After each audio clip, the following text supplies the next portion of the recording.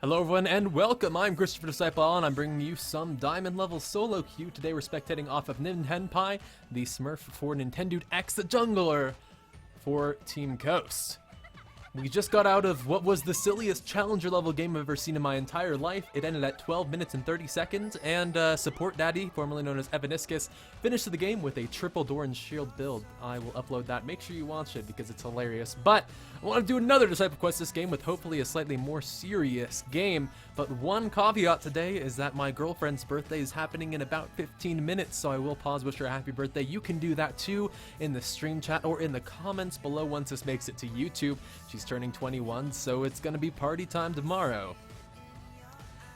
And we're getting in here to game. We have our two teams, Turtles and Penguins, because those are pretty great animals, and because our previous team names, Cake and Presents, were used to show off what was the most ludicrous challenger game I've seen. Oh my god.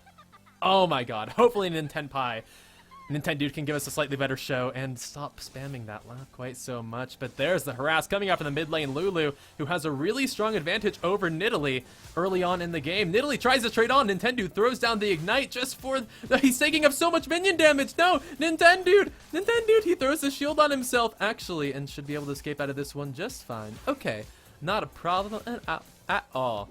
Words are difficult sometimes, but sometimes they can also be used well.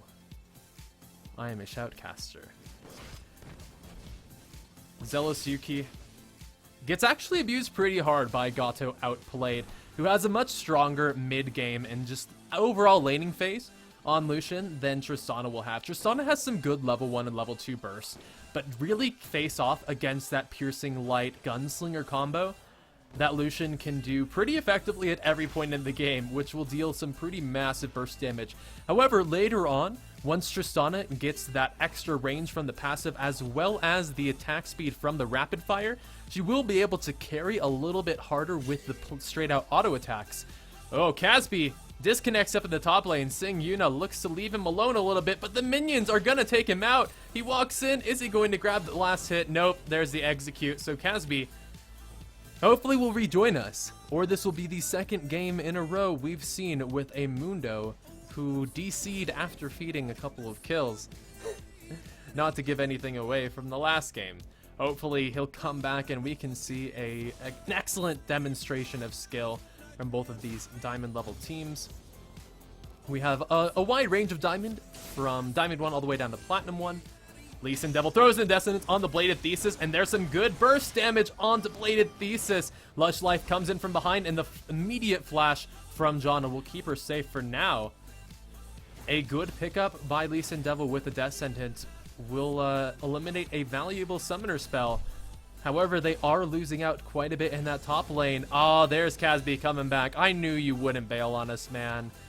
I knew I meant more to you than that. And so hopefully Mundo can rejoin us up here. Come back up. Oh, of course, while I'm talking about that, I missed the first blow. Let's rewind and see exactly how that went down in the bottom lane. Gato outplayed. He has his eyes set on Yuki. He's going to slide right over the flash. Fillet in from Lee Sin Devil. Going to be perfect there as Gato outplayed grabs the first blood with the auto attack. Lee Sin Devil really putting his neck on the line and blowing his escape, but he lands such an excellent kill there for his 80 carry, who will be able to scale so well in the mid game. He can pick up a Trinity Force first or a Bloodthirster. Both are excellent options to give him some solid bursts, and now Bladed Thesis is in a pretty rough spot. Lush Life wants to continue on. Rivalus is back in though to stop him, and Lush Life will be able to follow in. However, he goes a little bit too far. Zealous Yuki does get there in time to pick up a kill. He now jumps in onto Lee Sin Devil with the reset. He has a red buff as well, and Lee Sin Devil has no flash. He has vision on the Gato outplayed now, and he should have another rocket jump to get over this wall. He's now moving in onto Gato outplayed. He doesn't have the auto attack range yet. He throws the ward in. Gato outplayed turns around with the kill on the Janna, and now Zealous Yuki following on the Gato outplayed should be able to pick up his killing spree. Flashes in for the last hit and picks up 3 kills in that streak. Now this 3-in-1 Tristana could be something to watch out for. Still won't have the best early game scaling. However, it'll be a lot easier to get to that mid and late game. Probably going to see a Blade of the Rune King out of Tristana first. That seems to be the item that best alleviates her rough mid-game, since it does a solid amount of burst damage with the active. It lets you kite out of dangerous situations, and with that rapid-fire attack speed buff, you really do a lot of damage with the passive on that Blade of the Rune King. He's now going to just be pushing up aggressively in the bot lane. He knows he has a lot to work with this red buff. However, he might not be able to 1v2 with it. Lee Sin Devil gives Lee Sin the grab in, and with the death sentence, is able to follow up right on a nice tornado from Bladed Thesis, and he's going to body block this. Lee Sin tries to war jump in, but he can't quite find the Sonic Wave on the Zealous Yuki. That is a good support there. He keeps his ADC alive. Casby tries to rejoin us. He's still level 2 up against the level 6 top laner, so this could be a pretty rough position for him. NintendudeX continuing to just shove out this mid lane and harass Expo. Has about a wave of CS up on him, which is going to be a pretty strong spot. And Lulu has a really strong mid game once he picks up that Athene's Unholy Grail and can continually spam out his spells. One of the most underrated aspects of Lulu is the movement speed from Whimsy. And since it's such a low mana cost and low cooldown, you can really spam it on yourself to get around the map pretty quickly.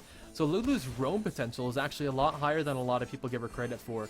Casby has now come up top and is going to be able to get some experience here, and it looks like Volibear is actually backing off of the push to give him a little bit of leeway. He knows that he probably could take the turret here, but he doesn't want to win by default. That's a pretty good lesson we can all learn from some of these players at higher levels, is that you want a challenge. You want to play the game, not just you know, kind of have an easy win handed to you. That would be playing Kassadin. No one wants to do that. Oh, Lee Sin Devil goes in pretty aggressively, lands a nice double flay. Bladed Thesis falls solo, got outplayed, tries to jump over. Zealous Yuki now turning around, but he gets grabbed in by the death sentence and can't trade on. The culling comes across. Bladed Thesis takes one too many, 6 of those, and Lee Sin Devil decides it's time for him to shine, takes the kill, and puts that bot lane 4-2. Gonna be pretty strong coming up here into just 8 minutes. Nintendude, after grabbing the blue buff, will be able to push this mid lane up pretty heavily. If we take a look at his build order, he is going for the Glitter Lance Max, which will really help him continue to push and clear. Oh, Lush Life coming up from behind. Might be able to put Nintendude in a rough spot. He has the Wild Growth to stay alive. There is the Dragon's Rage back. Nintendude is so low. The Wild Growth knocks them up. He flashes away, but the Resonating Strike is there as well. Lush Life tries to get in there. Expo lands the Javelin, but it's not enough damage, and Nintendude will escape off the side here. Just barely. Actually, might want to stick around. He figures Lee Sin's going to back off, and so he can just continue farming. 53 CS is going to be in a pretty solid spot. Expo tries to Cougar for him, and here he wants to find a Javelin there as well. I'm not sure he'll be able to. Throws across a Javelin, but Nintendude is a little too smart for that one. The gold is actually looking pretty even here, and it's in the advantage due to the kills of our blue team, despite the fact that Mundo has been disconnected for so much of the game. Now a level 4 Mundo against a level 7 Volibear. Not the worst level matchup that we could see. It's going to be rough, but Volibear is playing it very kindly, and the Turtles still definitely have a chance in this as of yet.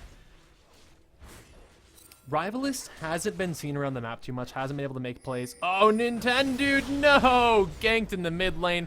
Does a number on Expo's health, but Lush Life just does a little bit too much damage to be able to make that 1v2 fair.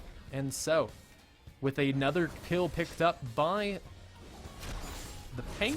the Turtles here on the blue team, they will actually take almost a 1,000 gold lead. Zealous Yuki pushing in the bot wants to look to turn that around though, and actually with no defense from the Turtles, the Penguins will take their first turret no, it's so close. It's so close though. Zealous Yuki won't be grabbed up here by the death sentence. Good dodge there, but he's still taking massive damage from Gato Outplayed, who has the early Bloodthirster before 10 minutes. That's a fearsome sight on an enemy ADC. Meanwhile, Tristan picked up the early pickaxe, which probably means an Infinity Edge as Tristana's first item. So going for the late game as soon as possible, instead of taking that mid-game detour at the Blade of the Ruined King. Now Wukong flashes in here for a nice double Cyclone grabs a knock-up on the both of them. Lee Sin Devil on low health, could be in a rough spot. The culling comes across, and Rivalist takes way too much damage. The Dragon's Rage kicks Zealous Yuki out of his rocket jump. Gato outplayed, can't quite follow up, and so he will be able to escape at the cost of his flash. A really nice trade back from Lee Sin, turning around that gank on its head. Nintendude continuing to push in the mid lane, won't be able to come here and stop this dragon attempt, which is going down, which will mean another solid chunk of change here for the Turtles. They're looking really strong here. Their top laner has almost picked up a Sunfire Cape. Mundo really doing his best to catch up and farm. And Sing Yuna just really not interacting with him. That's typically what we see out of Mundo lane. Not usually a 3-level differential Mundo lane, but yeah, they're just ignoring each other up here. Sing Yuna, maybe a little bit too good of a guy, since his team really needs all the help they can get at this point. Oh, Nintendude gets caught up by one too many skill shots. Lush Life grabs out his 3rd kill of the game. And he's having a pretty rough time here. He has most of the pieces of his Athene's Unholy Grail, but he just doesn't have the item yet. He doesn't have quite enough farm to justify the early push, since he hasn't really been able to outfarm Expo. And without a turret taken in the mid either, this Lulu pickup is looking pretty rough in lane phase. Of course, there's always team fights where that wild growth can be enormous.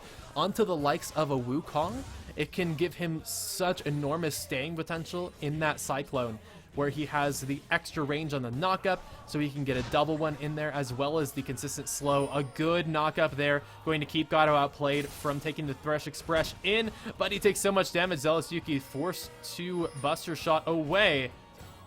Expo did get ganked in the middle lane. Rivalist finally helping out his team there, and Volibear decides, if I can't interact with the top lane, I'll just come right here to the bot. He did remove that top turret, which definitely gave his team some much needed gold. And now moving in towards the mid, they're going to look to take down this 3rd turret for their team. Penguins really returning a lot across the map, going to bring the gold up to within 1,000. Even though they gave up that dragon, they have taken the objectives in every lane and will be able to fall back, take their own jungle, and stay in this one.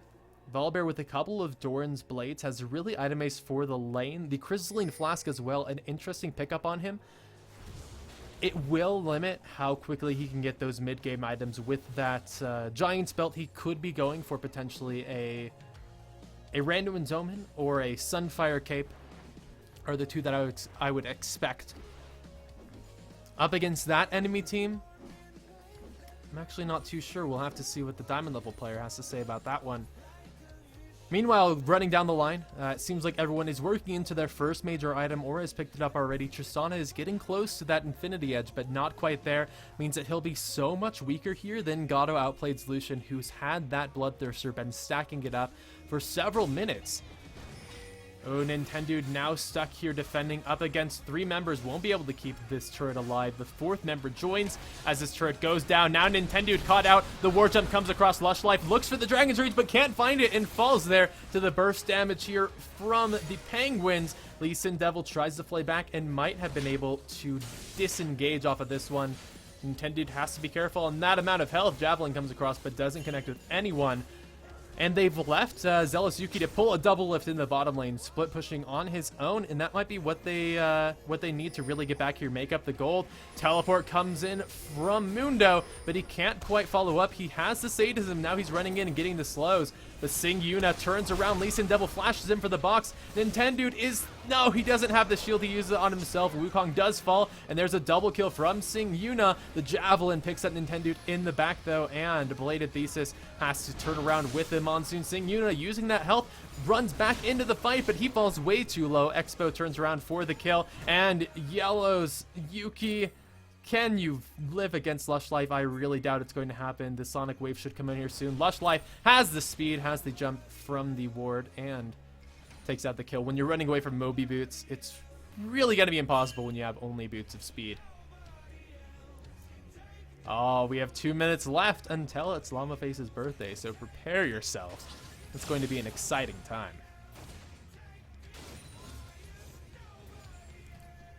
All right, so tallying up what we have on these teams. There's a 2,000 gold lead here for the Turtles, but the Penguins have the turret advantage. They have a really strong Volibear. It's really in mid and jungle where they're hurting right now.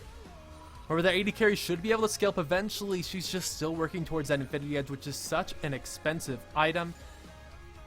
Shouldn't be too much longer, though, until Tristana picks it up. Let's look at the gold totals for everyone across the board here, and only 45 gold under the belt. It's going to take some time. However, with these 3 items picked up, it just means it's a 645 build cost before Tristana can finish that item and really get into some strong late game damage types. I mean, he does need some attack speed, some more crit chance, and some attack damage, but that Infinity Edge is the first step down the road to absolute teamfight decimation.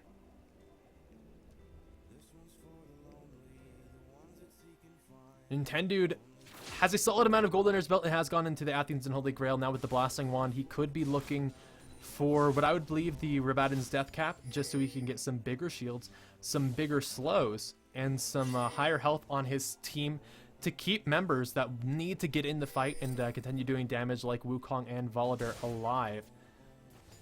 Yellow Suzuki has to be careful about his health. He's been a little cavalier, and that's what's given him the 3 deaths under the belt.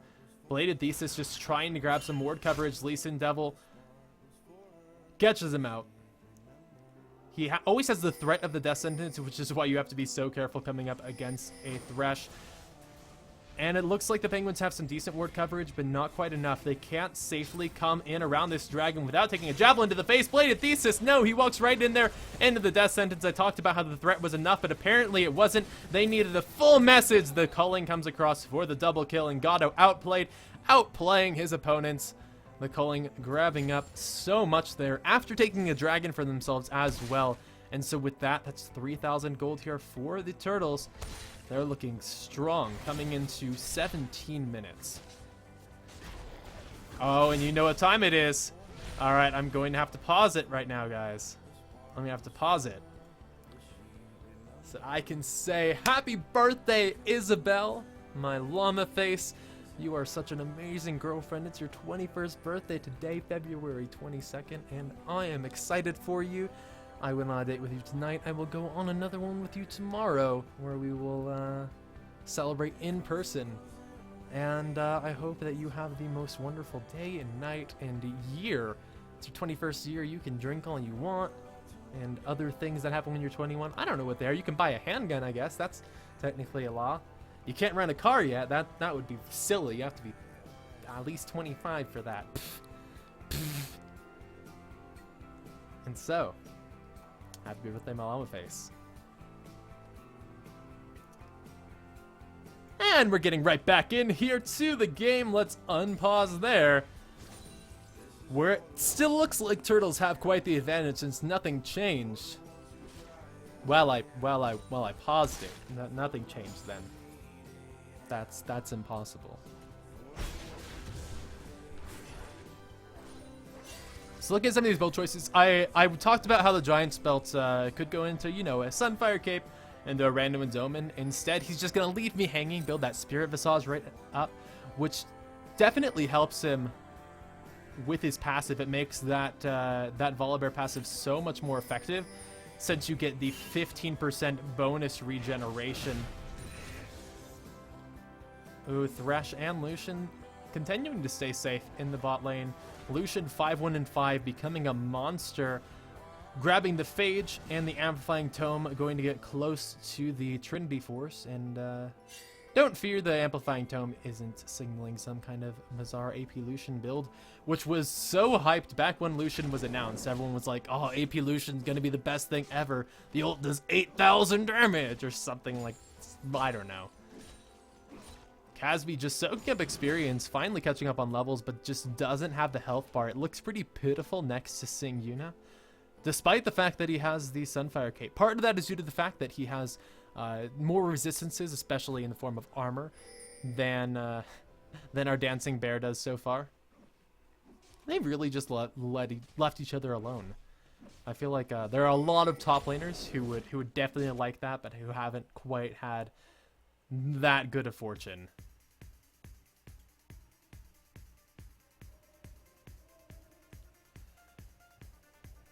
Alright. I want to see some action happening here. We haven't seen anything going on too soon. Oh, the Descendants lands on the Rivalist. This might be what we're looking for. He gets cut up here. He throws the Cyclone for the knockup, but the Javelin finds him Exco on a killing spree. Taking down one member here of the Penguins. The Flash Descendants in is flashed away in return by Zealous Yuki.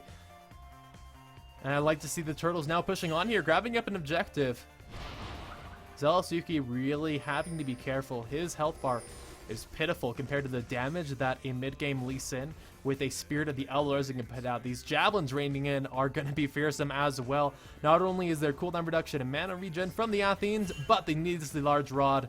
Not going to feel too needless, as this Javelin does about half of the health bar. Zealous Yuki takes way too much damage. Wild Growth not going to be nearly enough. Nintendu trying to save his teammate, can't quite do enough, and that extremely tanky Volibear gets decimated under his own turret. Gato outplayed, now running in rather aggressively. Rivalist does come in, but he popped the ultimate earlier. He can't follow up, and so it looks like Turtle will be able to just escape with their lives. They're all on low health.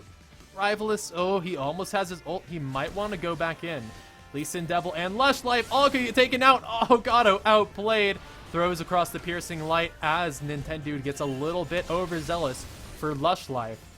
And so, with 4 kills picked up out of that streak, as well as a turret, this 6,000 gold going to weigh down the pockets of every member here.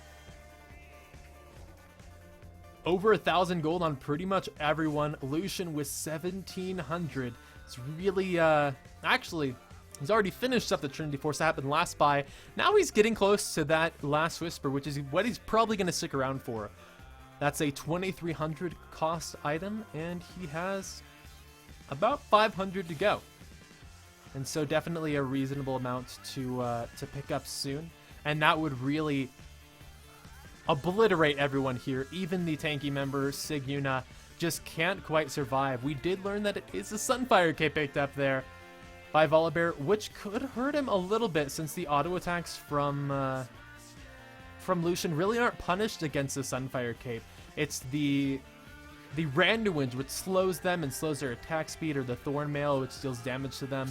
The Sunfire, as long as they have attack damage, crit, and armor penetration, can really just be ignored, since they hopefully won't be within the burn range, and even if they are, it really won't matter too much. Siguna probably won't be able to carry too much for his team. They need to rely on the combo from Wukong and Lulu, but the rest of their team has just been caught out too much. Nintendu has been forced to pop the Wild Growth on himself or on his low health teammates. Now Siguna, caught up by the death sentence, could be under siege here. Flay comes across. Siguna tries to run away. The Dragon's Rage back should be enough to take him out. His passive is healing him up. The assassination damage from the Resonating Strike isn't enough, and Siguna turns this back around. That's an overextension, underestimating the health here from Siguna. Oh, the Monsoon gonna force Caspi back into the turret. However, with his Sadism ultimate, he will be able to survive for now. The knockup lands from Jana. They're continuing on here. The slow from the Glitter Lance connects on the Caspi, but can't quite finish him off. Nintendude trying to run in here. He pops the Whimsy. He's speeding himself up. He throws the health picks onto the minion to try and grab it. Now Caspi actually defended up by the safeguard. The knockup only lands onto Lush Life, who falls low enough, and Nintendu says, fine, I'll take that. The bite comes across from Siguna, and they return a few kills in that streak. Meanwhile, in the middle lane, Rivalist and Zealous Yuki working down in this turret after they took out Expo by themselves. Gato outplayed. Now caught up in a potentially rough spot. Rivalist without the ult won't be able to finish him off, and Gato outplayed, looking to 2v1 this. The calling comes across. Zealous Yuki takes a lot of damage. Flash comes across. Ardent Blaze not connecting on anyone, and Gato will waste that flash, looking a little too aggressively for the kill. Javelin not connecting on anything there. I really wanted to see that on camera, but that was about 4,000 gold in that streak collected up by Penguin, and Turtles aren't quite looking as strong as they were. However, they're still in the lead. They still have an incredibly fed Lucian who has picked up that last Whisper. They still have a Randuin's Omen on a Lee Sin who's been so effective at jumping into fights and Dragon's Raging back. If he can consistently do that on a champion like Nintendude's Lulu, then that'll really eliminate a lot of his effectiveness over a sustained fight. Tristana still pushing in the bot lane. Is going to get himself caught out in a pretty rough spot. He tries to rocket jump away. Lush Life doesn't connect to the Sonic Wave, but got outplayed. Finds the movement speed and the range. Connects for the kill. And is able to emerge godlike 9-1-6 on the Lucian. Really should look to end the game here. They don't want to allow too much carry potential. They don't want Volibear to get tanky out of his mind. They don't want Tristana to get to late game hyper carry mode. And they don't want their own Nidalee to get caught out in the mid lane in a 1 versus 3 and give up another free kill. That's been a problem here for Turtles, and it's beginning to cost them pretty dearly. They had such a solid lead early on, but they're giving up quite a bit of it. Nintendude tries to run in there, wants to find the slow, but can't quite. And so it looks like everyone will back up. In the top, they've just decided to call it a truce, and they're just proxy farming against each other on the opposite sides of the river. They'll decide to call it a little bit smarter. Mundo is pinging out his opponent, who's stealing away the blue buff. Siguna might be able to grab this, but he's just not doing enough damage. Lee Sin missing the Sonic Wave, won't be able to continue on. It looks like Volibear should be able to run his way out of this one, because bears run on their hind legs. Descent is not connecting. Lee Sin Devil not showing off his mad life today, and it will allow Janna to continue throwing down some good ward vision across the map. We can see a lot of key points. We can see the entrances to the Baron and to the Dragon as well. And we can also see why kids love the taste of, love the sweet cinnamony taste of cinnamon. Nah, man, I messed it up. Kill me now. I would have gotten away with it too if it weren't for meddling kids and the taste of cinnamon toasty crunch pops.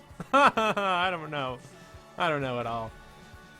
References are beyond me. I'm just here for the game and nothing but the game. There's no cinnamon toast crunch on the Rift. There's only death. As we see, Gato outplayed with 10 kills. That is more kills than a single person should get in a game. Now Siguna might give up his third death, as Lush Life does claim it out with the resonating strike. Belated Thesis on such low health, barely surviving against the onslaught from Gato outplayed, who will just be able to stay around this mid and not taking too much damage for himself. Nintendude takes a ridiculous amount of damage from the crits there. That Trinity Force coming out with enormous value. Yellow Suki jumping in here could potentially catch him out. And looks like the rest of Turtles are just running around the jungle looking for the pick, whereas Penguins are just looking for the objectives. They want to follow down here in the bot lane. Tristana taking away the red buff, while the rest of Penguins are trying to run away. Are they going to be able to just escape around the side here? Javelin connects onto the clone from Rivalus, and it looks like these two have escaped out of here for free. Tristana and the Tri-Bush will be able to sneak around. Rocket jump over into the bush. Got her outplayed. Not finding him.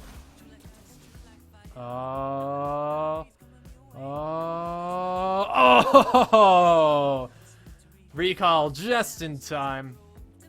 And Tristana escapes with his life today, going for the Phantom Dancer after that NintendudeX pickup, and we'll really begin to get into the groove of just eliminating the health bars on the enemy.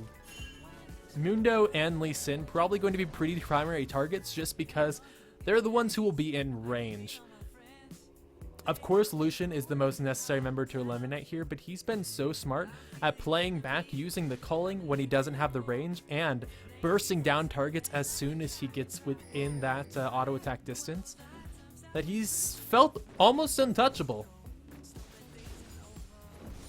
However, as it gets farther into the game, as Yellowsuki nears that level 18, then his range will just so drastically outscale Lucian's that could be the change we need. Siguna trying to come in here for the fling, won't be able to find it. The teleport comes around behind them. That's the initiation here from Turtles. They're able to chunk down Siguna so hard, but now he's regenning. Caspi in the middle of the enemy team flashes away, but does fall down. Nintendude barely survived off the side of that. Monsoon saves Lee Sin Devil off the side of the fight, and it's a 2-for-1 so far. Yellow Suki shielded up. Rocket jumps off the side. Expo flashes in the javelin, and everyone is able to back out of that one. That was so enormously close. A goal right between the middle. Expo still trying to follow up here, but Singyuna is fine taking that up. So in the end, only a 2-for-1 after a huge 5-on-5 team fight. However, with a little gold and the map positioning over on Turtle's side, they should be able to turn this into an objective.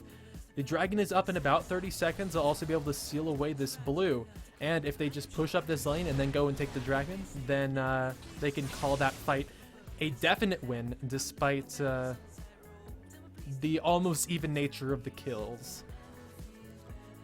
Might actually be able to grab the turret here. Singyuna is there for the defense, and he's going to force them to back the heck off of this one. Dragon's Rage once again just continuing to keep that bear out of the faces.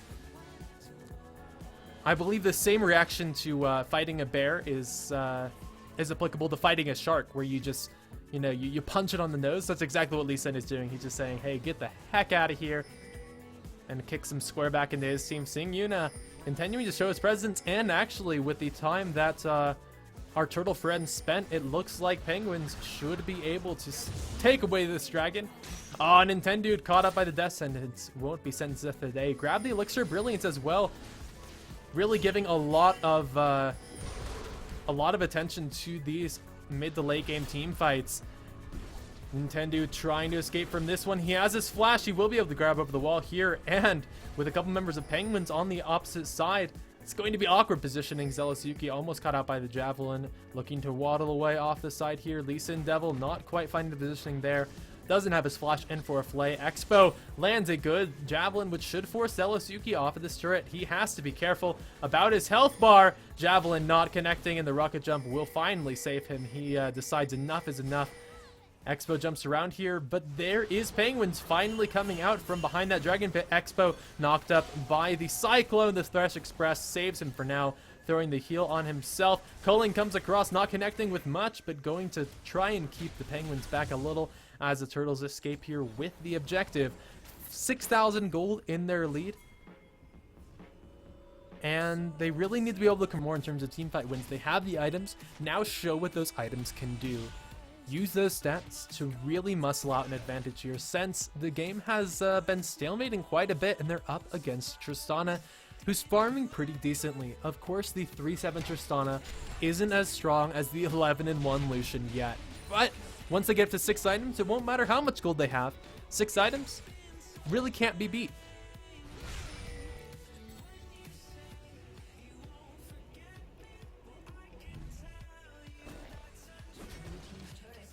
Zealous Yuki grabbing out this inner turret in the bottom lane. Returning objectives for his team. They actually still have the turret advantage despite the fights that have been happening.